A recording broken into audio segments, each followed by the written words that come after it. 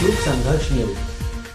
छात्र कल्याण केंद्र काशी हिंदू विश्वविद्यालय के तत्वाधान में भारत में लोकतंत्र आज और कल विषय पर एक संगोष्ठी का आयोजन किया गया। इस संगोष्ठी में बतौर वक्ता हिंदी विभाग काशी हिंदू विश्वविद्यालय की सहायक आचार्य डॉक्टर प्रियंका सोनकर और दर्शन शास्त्र विभाग काशी हिंदू विश्वविद्यालय के सहायक आचार्य डॉक्टर राहुल कुमार थे।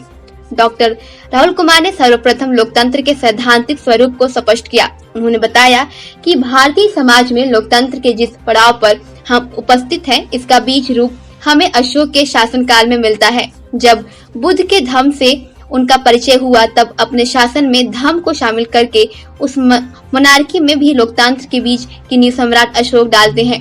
16वीं-17वीं सदी में यूरोप में सामंतवाद के खात्मे हेतु पूंजीवाद कार्य करता है। इसके माध्यम से लिबरल डेमोक्रेसी की नींव पड़ती है। लोकतंत्र के केंद्र में ये 3 मुख्य बिंदु शामिल थे। पहला, व्यक्तिगत स्वतंत्रता, प्राइवेट प्रॉपर्टी और जीने के लिए स्वतंत्रता। ये लिबरल पूंजीवाद के हित में था। जॉन स्टुअर्ट मिल का कहना था कि पितृसत्तात्मक व्यवस्था में पिता सर्वस्व होता है, इसलिए महिला को वोट के अधिकार की जरूरत नहीं है। इसके खिलाफ महिलाओं ने आवाज उठाया। इन्होंने 2 तरह का लोकतंत्र बनाया। पहला, डायरेक्ट डेमोक्रेसी और दूसरा रिप्रेजेंटेटिव डेमोक्रेसी। हम डायरेक्ट अपने प्रतिनिधि को नहीं चुन रहे, हमारे द्वारा चुना हुआ प्रतिनिधि हमारे मुख्य प्रतिनिधि को चुनता है, जैसे हमारे प्रधानमंत्री का चुनाव।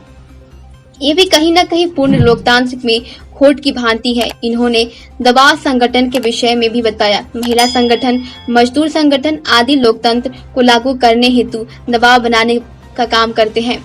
अभी भी हमारे यहाँ से सामंतवाद पूर्ण रूप से गया नहीं है। आज भी सामंतवाद, ब्राह्मणवाद और पूंजीवाद सम्मिलित रूप से जनता का शोषण कर रहे हैं। जागरूक होने का एक माध्यम शिक्षा है, वो भी राज्य की गिरफ्त में है, जिसका स्वरूप राज्य निर्मित करता है। जब तक शिक्षा रेडिकल नहीं होगा, हम जागरूक नहीं हो सकते। हमें व्यक्तिगत तौर पर भी सजग होना पड़ेगा और समाज को सजग करना पड़ेगा। जिस पब्लिक एजुकेशन पर 10% खर्च होनी चाहिए, उस पर केवल 5 से 6% ही खर्च किया जा रहा है। इस तरफ निजीकरण हो रहा है।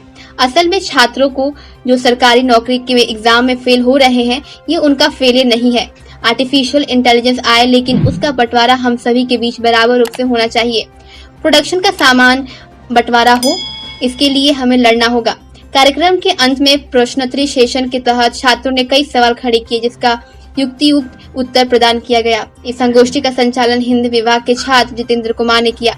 धन्यवाद ज्ञापन हिंदी विभाग के शोध छात्रा कुमारी रोशनी ने किया। इस कार्यक्रम के संयोजक हिंदी विभाग के छात्र जितेंद्र कुमार यादव थे।